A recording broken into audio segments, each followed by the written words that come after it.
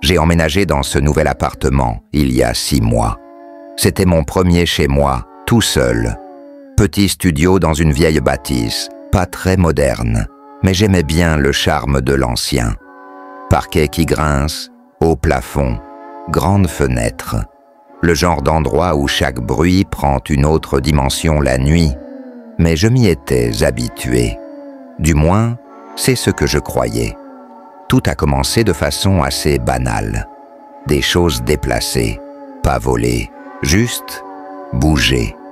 Je posais mes clés sur la table, je les retrouvais sur le comptoir. Mon chargeur, que je laissais près du lit, se retrouvait dans la cuisine. Au début, je me disais que j'étais juste distraite, un peu fatiguée. Le travail, le stress, rien d'étrange, vraiment. Mais plus le temps passait, plus les détails s'accumulaient. Le frigo restait parfois ouvert, alors que j'étais sûr de l'avoir fermé. Une fois, j'ai retrouvé la télé allumée en rentrant, sur une chaîne que je ne regarde jamais. J'ai cru à un court-circuit, un bug, rien de grave. Je me suis même dit que c'était peut-être moi qui devenais un peu parano. Puis il y a eu cette nuit. Je dormais depuis quelques heures, quand un bruit m'a réveillé. Un clic, léger, section, le bruit d'un interrupteur ou d'un loquet. J'ai ouvert les yeux, tendu l'oreille, plus rien, silence. Mais un silence épais, pesant. Je suis resté là, figé dans le noir, à écouter. Et puis j'ai entendu un plancher grincer, lentement, comme si quelqu'un marchait, très doucement. Mon cœur s'est mis à battre plus vite. J'ai voulu me dire que ça venait de l'appartement au-dessus, mais je vis au dernier étage. Je me suis levé, à pas feutrés, et j'ai attrapé mon téléphone. Pas de message, pas d'appel. J'ai allumé la lampe torche. Mon salon était vide, la cuisine aussi. Rien d'anormal. Je suis allé vérifier la porte d'entrée, fermée, verrouillée. Mais c'est là que j'ai remarqué quelque chose. Le tapis devant la porte était de travers. Je suis maniaque. Je le place toujours droit, bord contre bord. Ce détail m'a glacé. Je suis retourné dans la chambre sans savoir quoi faire.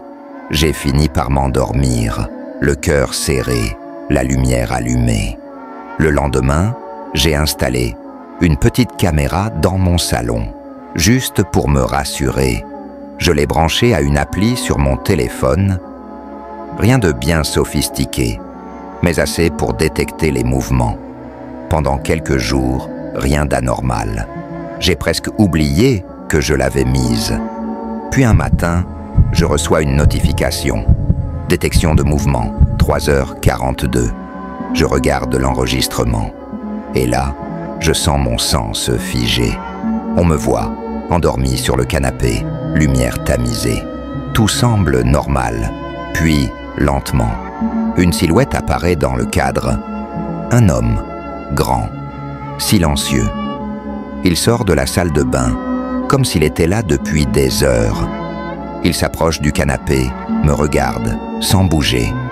Il reste là, à quelques centimètres de moi, pendant presque 2 minutes. Puis il fait demi-tour et retourne dans la salle de bain. Je n'ai aucun souvenir de cette nuit, aucune idée de comment il est entré. Je vis seul. Je verrouille toujours la porte. Les fenêtres sont au 4e étage, impossibles à forcer, sans escalade.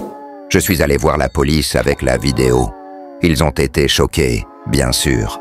Ils ont pris ma déposition, ont lancé une enquête. Mais il n'y avait aucun signe d'effraction, rien de volé, aucune empreinte exploitable.